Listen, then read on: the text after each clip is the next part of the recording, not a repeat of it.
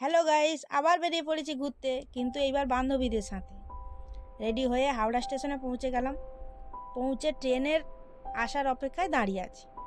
স্টেশনে ভিড় দেখে তো আমাদের চোখ কপালে উঠল। কোনো রকমে ট্রেনে উঠে নিজেদের বসার জায়গা করে নিলাম। তারপর পৌঁছে যাই বিষ্ণুপ্রিয়া হল্টে। প্রায় 2-3 ঘন্টা মতো সময় লেগেছে।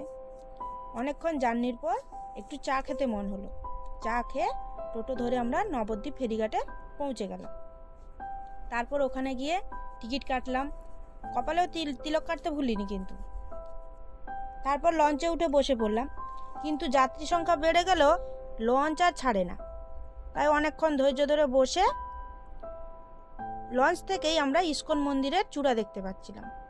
ধৈর্য আর ধরে না, কখন যে লঞ্চ ছাড়বে। তারপর অবশেষে আমাদের মায়াপুরে আমরা পৌঁছে গেলাম।